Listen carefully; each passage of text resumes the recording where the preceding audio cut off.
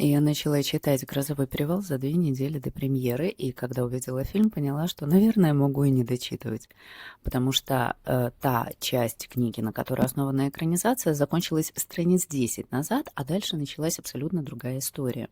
Фильм «Грозовой перевал» действительно имеет мало отношения к книге, он скорее похож на сон во время температуры. Возможно, поэтому интереснее здесь обсуждать не сюжет, а смотреть на костюмы и декорации. А меня зовут Гонза Елена, я рассказываю о кино и костюмах кино, поэтому приступим. И я пошла смотреть фильм в день премьеры с ведерком попкорна, собиралась еще с подругой, но она, к сожалению, не смогла. И за эти пару часов намеревалась рассматривать на большом экране красивые костюмы и получать визуальное удовольствие. И, собственно, я его получила. Несмотря на тот шквал критики, который видела уже в соцсетях полгода, где каждый знающий человек рассказывал, насколько странные и исторически недостоверные эти костюмы. Меня костюмы не смутили. Меня скорее смутил тот момент, что часть героев вообще куда-то делись, а часть изменены абсолютно. Но мне понравилась позиция режиссера фильма Эмеральд Феннелл, которая сказала, ну, а я как бы снимала свою версию, и если кто не заметил, вообще-то название в кавычках. Кстати, когда мы видим это название на экране, мы, конечно же, замечаем, что оно сделано из волос, и, как рассказывала режиссерка, здесь есть волосы и Марго Робби, и Джейкоба Элорди.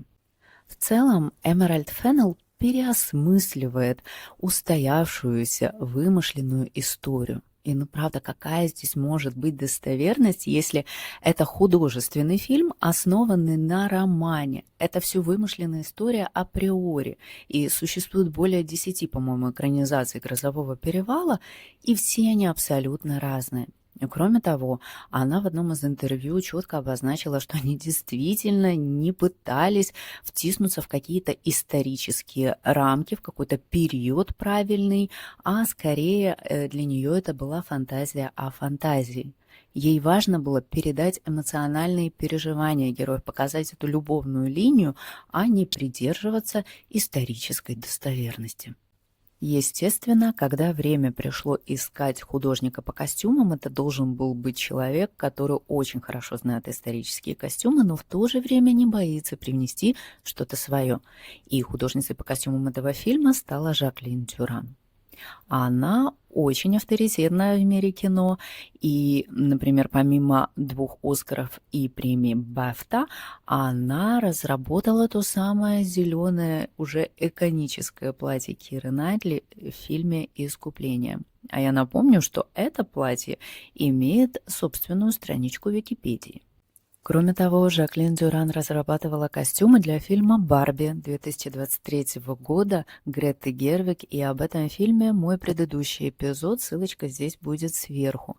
Кстати, интересный факт, что помимо того, что Марго Робби играла и в этом фильме, и в том главные роли, в том фильме также видна на экране режиссерка этого фильма Эмеральд Феннелл.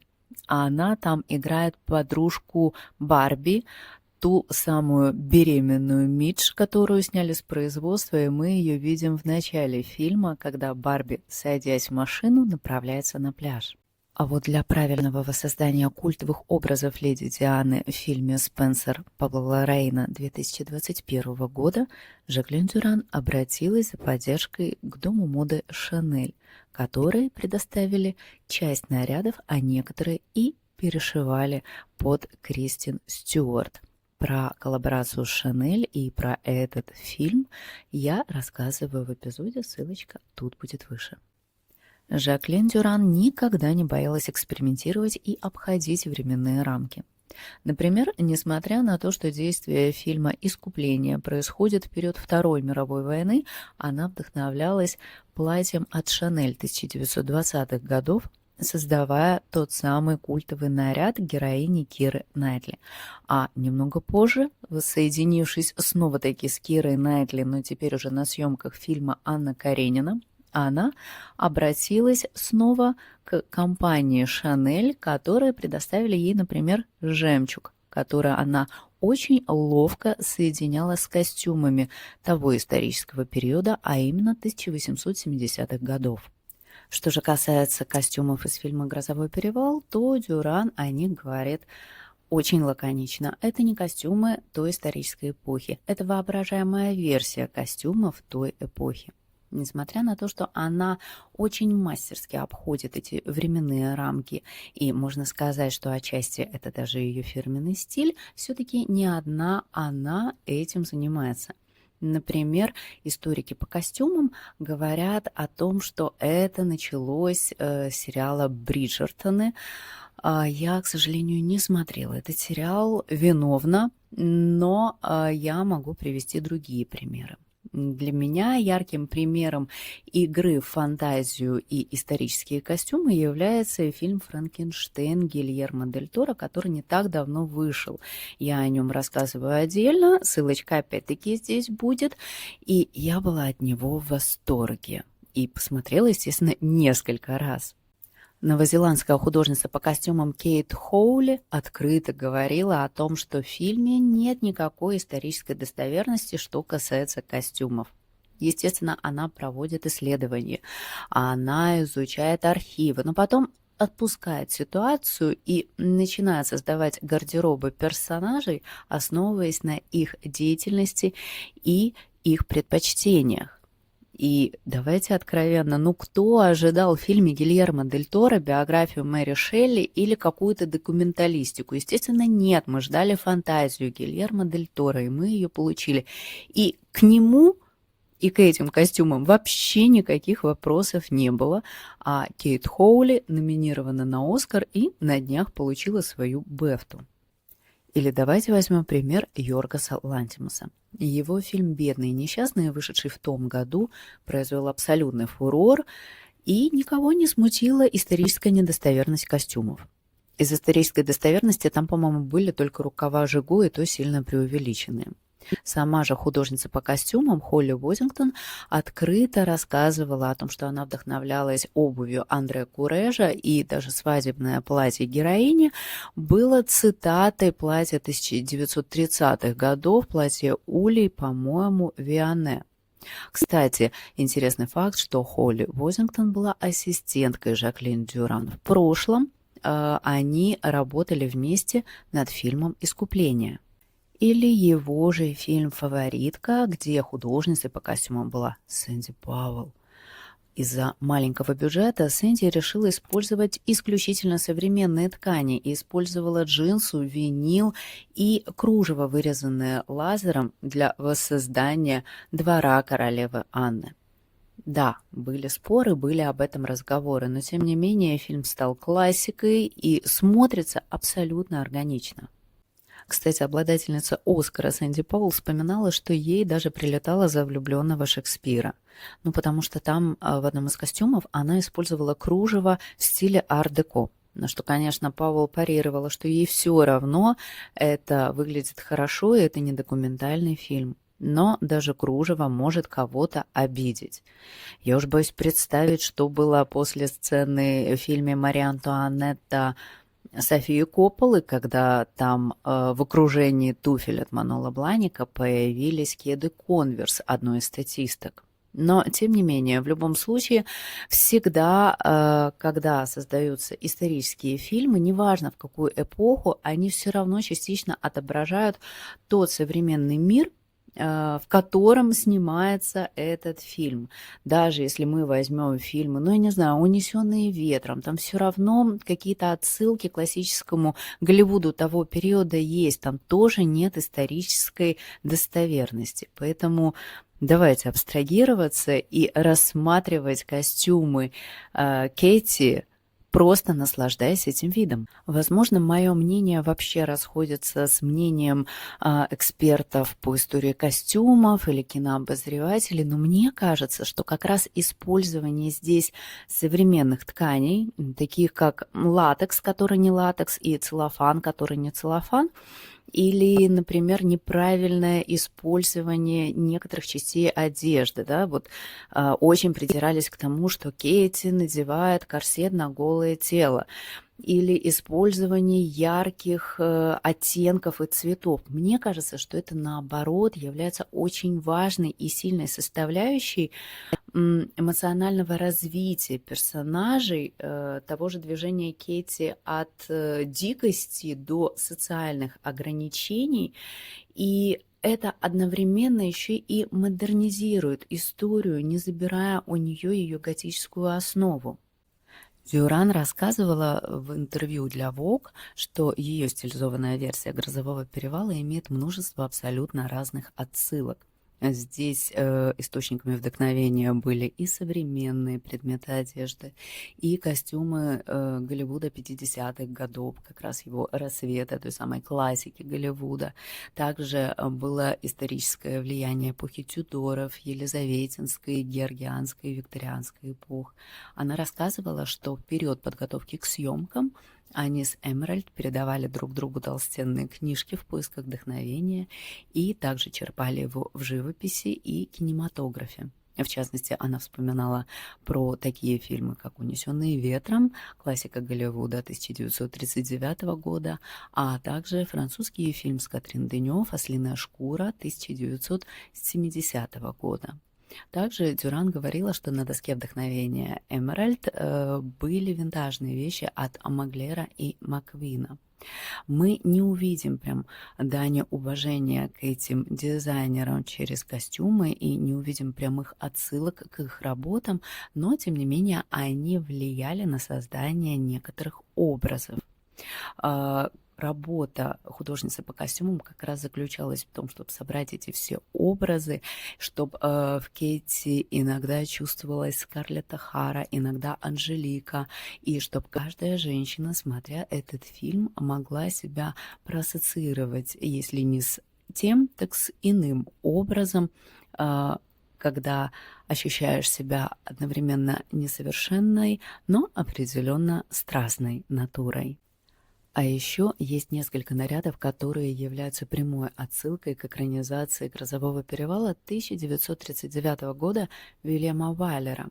В частности, образ в сцене, когда Кэти начинает подшучивать над Изабеллой, узнав, что та влюблена в Хитклифа. На героине Марго Робби мы видим платье, которое оснащено бархатной отделкой в виде лозы, и оно очень похоже на платье героини Мэрил Оберон, которая играла в версии 1939 года. Также образ Кэти, когда та впервые после замужества посещает Грозовой перевал, и на ней красная накидка и белая муфта. Очень, опять-таки, похожий образ был на героине Оберон. У нее также подобная накидка и муфта, но мы не видим, какого цвета, потому что пленка черно-белая. Очень у многих это вызвало ассоциацию с красной шапочкой. Но, как говорит Дюран, это на самом деле очень исторически достоверная история. И создавая этот образ, Дюран вдохновлялась накидкой XVIII века, которая выставлена в Метрополитен-музее. Хотя она действительно говорила, что наша накидка не так уж исторически достоверна, она скорее отсылает к мелодрамам 1950-х годов. Но, насколько я помню, это один из любимых образов Дюран, потому что очень круто оператор поработал с освещением в этой сцене, и серое платье, которое находится под накидкой с таким ледяным узором, очень ярко заиграло на фоне снежного пейзажа. А в сцене, кажется, празднования Нового года мы видим героиню Марго Робби в тиаре с колье. Вообще это количество украшений на ней кажется немного даже неуместным, но опять-таки это цитата образа Кэти, героини Оберон из фильма 1939 года, где на ней похожая тиара и подобного рода украшения. Стоит отметить, что версия Уайлера также в 1939 году вызвала Ну, неоднозначные рецензии, так как верные поклонники Бронте видели несостыковку и ощущали, что эта экранизация сильно чувственная. Тем не менее, вот один из кинокритиков New York Times, Фрэнк Ньюджент, наоборот, хвалил версию Уайлера, говоря о том, что он как раз убрал все лишнее, чтобы сосредоточиться на главном, и мы яснее и лучше видим эмоциональную составляющую и эту жестокую любовь между Кетти и Хитклифом. Для героини Марго Робби разработали от 40 до 50 образов, и каждый из них содержит в себе сразу несколько отсылок как к определенным референсам, так и каким-нибудь временным рамкам. Когда мы ее впервые видим на экране, она появляется в костюме немецкой пастушки или молочницы. Он очень напоминает национальные костюмы того региона. При этом мы уже понимаем, что эта игра здесь не будет исторической точности, и эта девушка на протяжении всего сюжета переодевается, как будто она является ожившей куклой, а не той, которую играла в предыдущем фильме. Она играет то роль пастушки, то роль снежной королевы, то женщины, которая обольщает, то она просто подарок мужу. Но при этом она опять-таки сохраняет определенные правила. Например, ее одежда на протяжении всего фильма остается в определенной выбранной изначально цветовой палитре, то есть это оттенки от белого до черного и красный. Когда после знакомства с Линтонами и пребывания у них Кетти возвращается домой, она выглядит более утонченно и причесана, у нее появились манеры и даже прическа, но при этом она остается все той же Кетти. Да, Изабелла над ней поработала, она причесывала ее как куклу, потому что сама очень любит играть с бантами и лентами. Кетти почувствовала эту эстетику, этот вкус и ощущение собственной ценности и важности, и это дорогого стоит. При этом она еще свободна, она еще выражает свои чувства открыто, и поэтому в какой-то момент, хоть и выглядит более утонченно, но может допустить некие вольности. Все заканчивается, когда она решает выйти замуж, когда ее затягивают тем самым корсетом на голое тело. Да, никто не надевал корсет на голое тело, всегда была отдельная рубашка, на которой затягивалась эта лента для того, чтобы не повредить кожу. Здесь это специальный маневр художницы по костюмам для того, чтобы мы видели эти ограничения себя. А после неправильного корсета появилось неправильное свадебное платье. И как только первые фотографии Марго Робби в этом наряде появились в соцсетях, оно вызвало просто бурю негодования. Люди, занимающиеся реконструкцией костюмов, а также историки по костюмам, возмущались тем, как Жаклин Дюран вообще могла такое допустить. Ведь она же наверняка помнит, что именно королева Виктория вела в моду выходить замуж в белом. А это случилось на 40 лет позже, чем временной отрезок, указанный в романе. Но, как мы теперь знаем, Жаклин Дюран просто плевать хотела на исторические достоверности и вдохновлялась абсолютно разными и исторически кардинально не соприкасающимися периодами и референсами. Например, здесь референсами была юная Роми Шнайдер, которая играла юную императрицу Австрии. Также тут референсом было платье Чарльза Джеймса 1951 года, ну и, конечно, картина Франца Ксавера Винтерхальтера.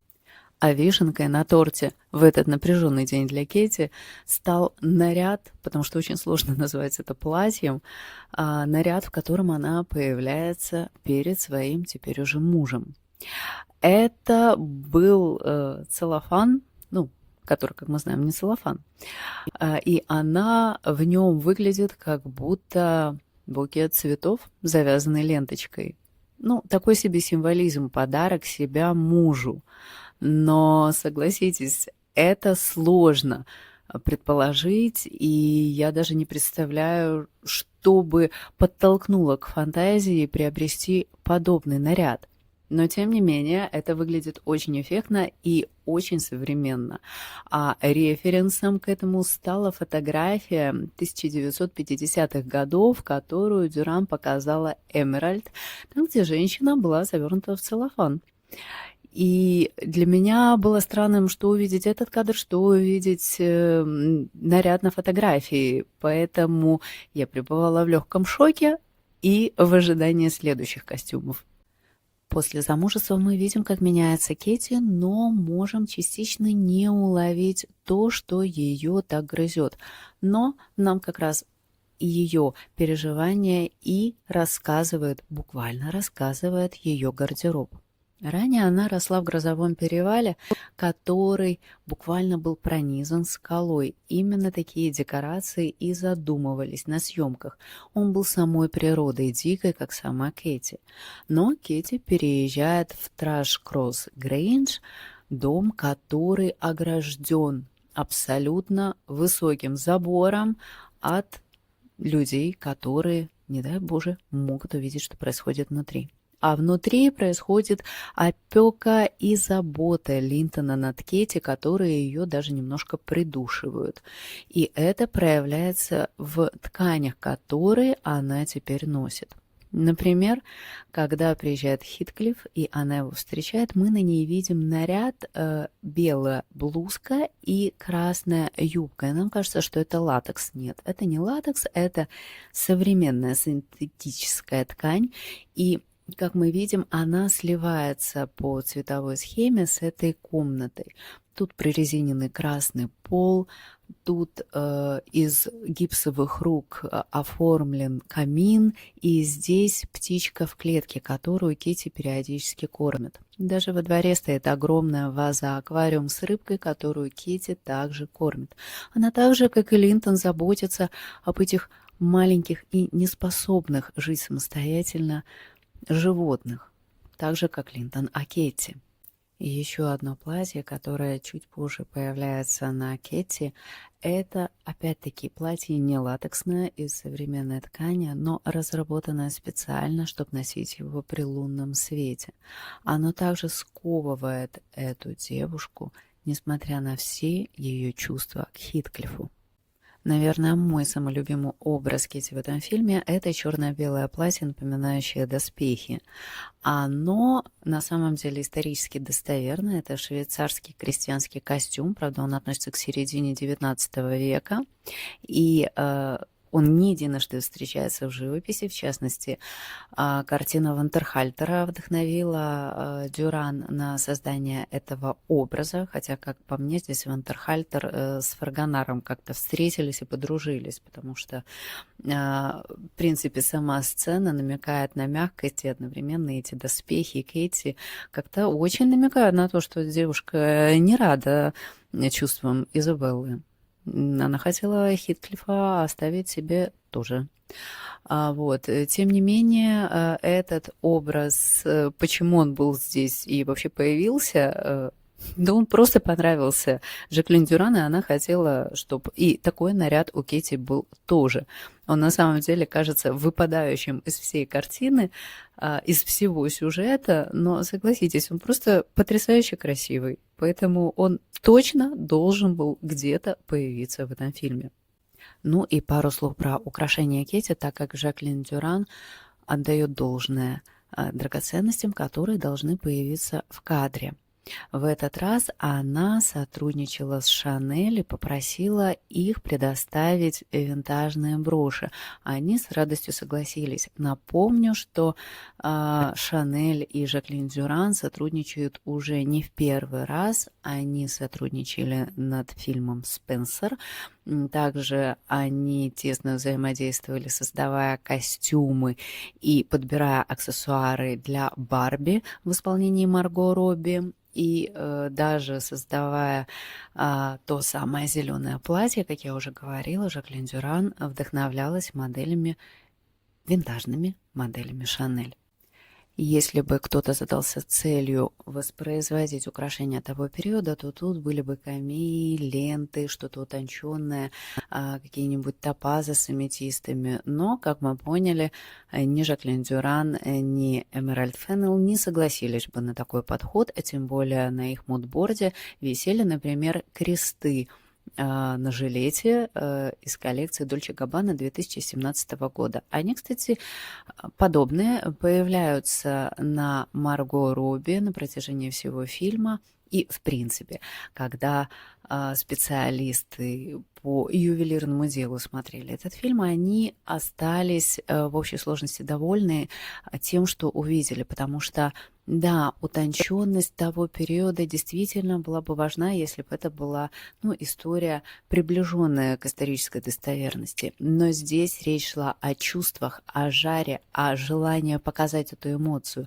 И украшения тут как раз помогают выразить все свое негодование или желание, или страсть. Да, они такие объемные, они такие кричащие, но говорящие, когда иногда с придыханием актеры пытаются молчать.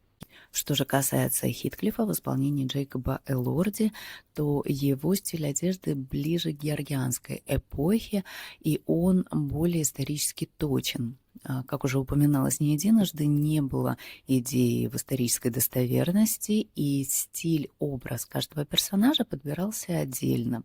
Художницы по костюмам и режиссер решили, что стиль одежды начала 1800-х годов будет лучше всего смотреться на Элорди, поэтому он носит белые классические рубашки, черное пальто, он очень задумчив. Можно сказать, что это байроновский персонаж, который сформировался и устоялся в нашем воображении благодаря кинематографу и театру. Что же касается Изабеллы Линтон в исполнении Элисон Оливер, то ее одежда вдохновлена более точным историческим периодом, чем одежда Кэти Марго Робби, а именно 1860-ми годами. Дюран говорила, что ей очень нравятся юбки того времени, а еще она уделила много времени модным справочникам, изучая всевозможные способы отделок, добавлением бантов и кружев, а также того, насколько вычурными и сложными были наряды того периода. Изабелла – это персонаж, который может целый день посвятить изготовлению лент, бантов и отделки. Она имеет даже для этого собственную комнату, пока не отдает ее Кэти.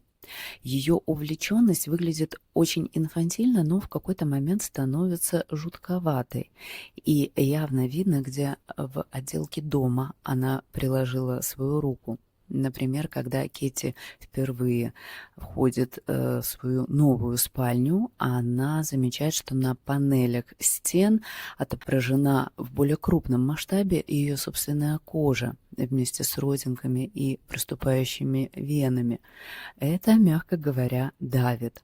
И не меньше давит на нас, да и я думаю, что на Кэти, тот кукольный домик, в который играет героиня Изабеллы, который находится в гостиной. Там не только точно отображены все комнаты и мебель в них, даже куколки, ее герои переодеваются в ту же одежду, что и жители этого дома.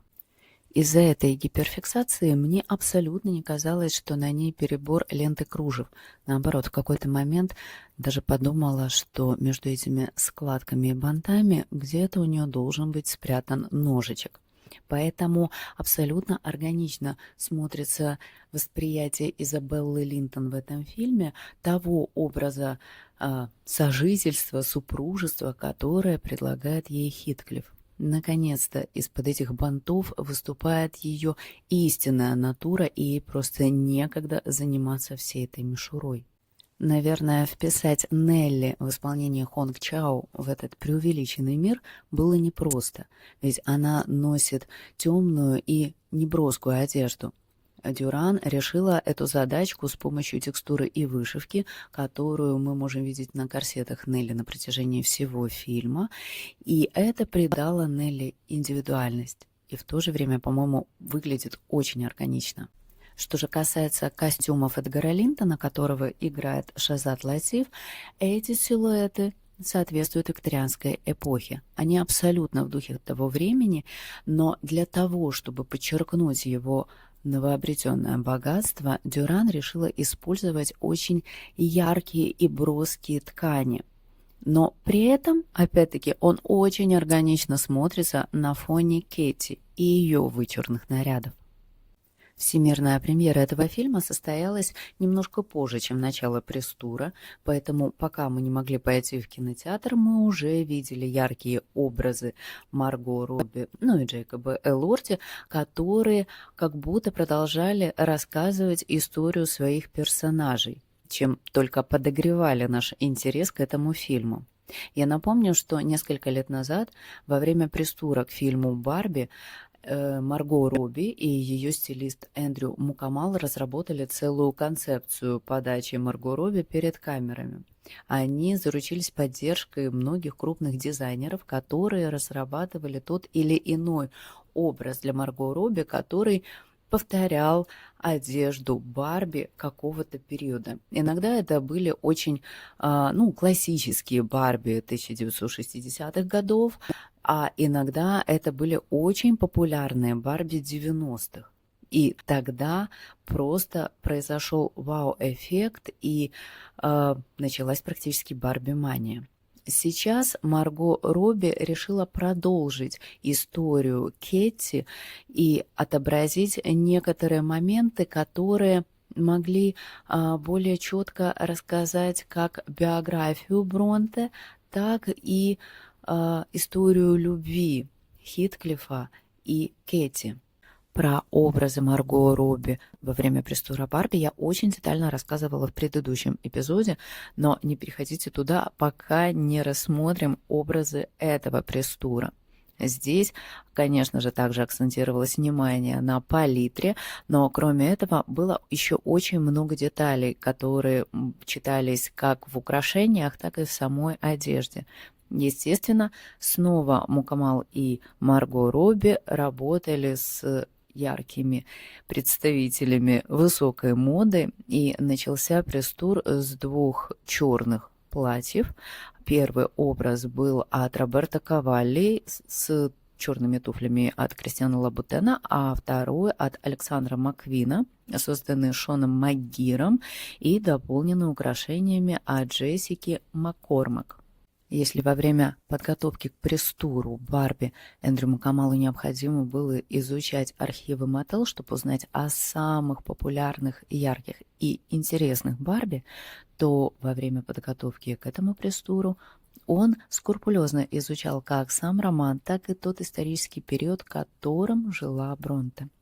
И иногда он, документируя выходы Марго Робби, не только цитировал роман, но и указывал на некий символизм, который мы можем прочитать в ее нарядах. Например, когда она появилась перед камерами в двух образах от Виктории Бекхэм, это было белое мини-платье с перьями, а также потом брючный комплект с топом с перьями, он, указывая на эти перья и видя в них символизм, процитировал отрывок, когда Кэти во время своей болезни разрывала подушки и играла с пухом.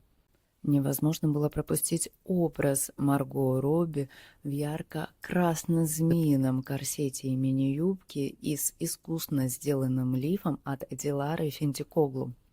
Этот наряд был дополнен туфлями от Манула Бланика и украшениями от Джессики Маккормак, а когда его выставил у себя в соцсетях Эндрю Мукамал, он подписал его цитатой, оскорблением Хитклифа, брошенным Кэтрин. «Я бы предпочел, чтобы меня обняла змея». Следующий образ, которым появилась Марго Робби, не просто ей безумно шел, он еще символизировал общее сердцебиение Кэти и Хитклифа. Его создал Дэниел Роузбери, креативный директор дома Эльзы Скиапарелли, и несмотря на то, что на Марго это платье выглядит просто великолепно, оно безумно красивое, все-таки не могу не сказать, что видела в соцсетях, что ей было сложно в нем передвигаться. Но это так, чтобы мы не сильно завидовали. А деталью здесь есть ее украшения, на которые обратили внимание знающие люди, в частности, ювелиры, потому что, ну, во-первых, ее образ дополнен серьгами от Лоррейн Шварц. Они сотрудничали на пресс-туре Барби. А кроме того, на ее шее то самое культовое бриллиантовое колье Тадж Махал Элизабет Тейлор. Стоит отметить, что колье Тадж Махал на сегодняшний день принадлежит ювелирному дому Cartier и считается самым известным ювелирным украшением Голливуда. И известным оно стало благодаря паре Элизабет Тейлор и Ричарда Бёртона, пары, которая не могла скрыть свою страстную, яркую, иногда разрушающую любовь. И это колье было символом любви, который Ричард Бёртон подарил своей любимой женщине Элизабет на ее 40-летие. Когда же происходила премьера этого фильма, во время разговора с прессой Марго сказала о том, что это колье обладает богатой романтической историей и уместно для сегодняшнего вечера. Но почему это украшение называется Тадж Махал, естественно, нужно сказать пару слов, потому что когда вы это узнаете, вы поймете, что любовь Ричарда Бёртона и Элизабет Тейлор в истории этого камня – это на самом деле верхушка айсберга. А этот камень датируется началом 17 века, и вроде как императрица Нур-Джахан получила его в подарок от своего мужа, императора великих моголов Джахангира, а позже этот бриллиант унаследовал их сын Шах Джахан, который подарил его своей жене Мумтаз Махал. Когда ее не стало, он попросил построить в ее честь Тадж-Махал. И вот после его смерти предполагается, что бриллиант находился на территории Индии вплоть до периода колонизации Индии британцами. А потом как бы история замалчивает, что происходило, куда он делся. Ну, может быть, никто и не следил за его историей, но в 1971 году компания Cartier объявляет о его приобретении и о его переогранке в том виде, в котором мы его знаем, то есть вот в этой оправе из бриллиантов, рубинов и нефритов. То есть тогда Ричард Бёртон его приобрел для Элизабет Тейлор, оно было у нее до ее смерти, а после было выставлено на аукцион с другими украшениями Элизабет Тейлор, где его и приобрел Cartier и вернул его обратно себе. Еще один очень яркий и символичный наряд для этого пресс-тура – платье-пальто от Джона Галлиана, которое Марго Робби сочетала с туфлями от Манола Бланика и украшениями от Джессики Маккормак. Стоит сказать, что это винтажная вещь. Это пальто было представлено Джоном Галлиано в коллекции «Весна-лето» 1992 года. И тогда он вдохновлялся историей любви, опять-таки разрушающей, неистовой, когда два человека не могли быть вместе, не могли быть отдельно, но любили друг друга на протяжении всей жизни. Я имею в виду Наполеона Бонапарта и его избранницу Жозефину. Кстати, эти правители Франции, жили, по-моему, вот с конца 1760-х и до начала 1800-х годов, а это именно как раз тот отрезок времени, который Бронте помещает своих героев «Грозового перевала». Наверное, самым культовым образом в этом пресс-туре стало платье, в котором Марго Робби появляется, когда пошел дождь, и Джейкоб Элорди защищал ее ладонями от дождя, как делал Хитклифф, защищая от дождя Кэти в фильме «Грозовой перевал». Это платье сделала дизайнер Дилара Финдикоглу. Это не второе даже ее участие в этом пресс-туре. Она делала несколько образов, но я не все их рассматриваю. Так вот, это платье сделано из викторианского кружева, и оно оснащено искусственными волосами, которые были специально покрашены в оттенок волос сестер Бронте. На левом запястье Марго Робби мы можем заметить браслет, и этот браслет является точной копией браслета Шарлотты Бронте, который был сделан после смерти ее сестер, и он сделан из волос этих сестер. Для нас это может быть дикостью, но это викторианская эпоха, и это платье мы можем рассматривать как «memento mori», то есть прославление жизни. Этот образ Марго Робби дополнила туфлями от Манола Бланика. Здесь на ней были броши Бушерон, кажется, и украшения от Джессики Маккормак. Стоит отметить, что сама Дилара Фентикоглу, если вы следите за ее творчеством, не боится подобных экспериментов, и когда я увидела одну из последних ее коллекций, я не удивилась созданию этого платья. Наверное, моим самым любимым нарядом в этом пресс-туре стало кожаное платье от Vivienne Westwood.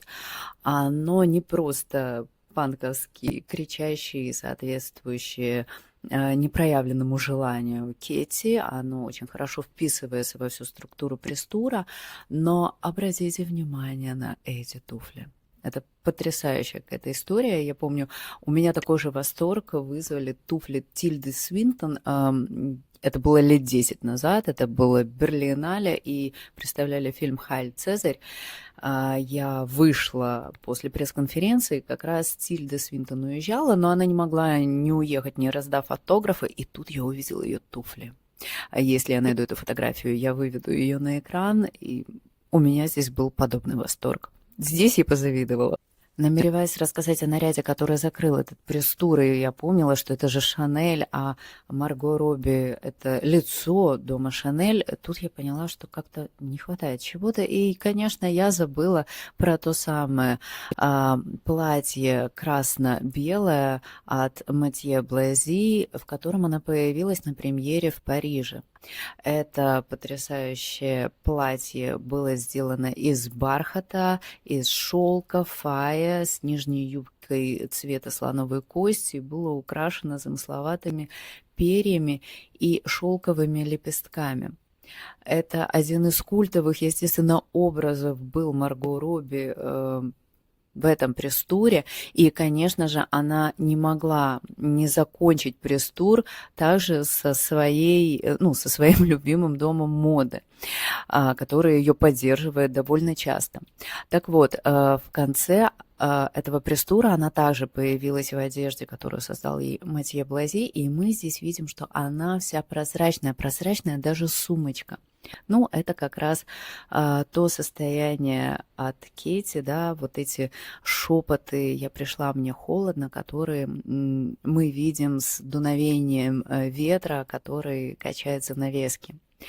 Очень красивое, мне кажется, завершение, очень хорошо подобран весь пресс-тур, все его наряды, это было сделано очень сильно и очень красиво. Что же касается модника Джейкоба Элорди, конечно, стоит и пару слов сказать о нем, но всего пару. И объясню почему. Во-первых, да, у него тоже есть свой стилист. Это две сестры Венди и Николь. Они также ведут некоторых актеров, например, Сета Рогана они одевают на какие-то мероприятия, или Николаса Холта. Тем не менее, так как Джейкоб Элорди является лицом Bottega Veneta, и да, он не просто так носит постоянно их сумки, он в основном и надевал костюмы от Bottega Veneta, то есть там, наверное, 70% его костюмов были как раз этой фирмы. Да, было несколько вкраплений, в частности, он появлялся в одежде Шанель. Как мы знаем, Шанель не шьет одежду для мужчин. Они сделали единственное исключение, и нет, не для Гарри Стайлса, который тоже появляется в Шанель, они делали исключение для Райана Гослинга для фильма «Барби». Я об этом рассказываю, опять-таки, в предыдущем эпизоде, поэтому у вас просто нет возможности обойти его и не посмотреть. Поэтому, да, Джейкоб просто примерил одежду из последних коллекций Шанель, но это просто были вещи размером побольше. Наверное, про этот фильм сегодня все. Мне кажется, что сказала все, что хотела сказать. Если у вас есть какие-то дополнительные вопросы, пишите в комментариях, обсудим. А в следующий раз снова будем смотреть что-то интересное. Если вам нравится подобный контент, подписывайтесь и оставайтесь. Спасибо, пока.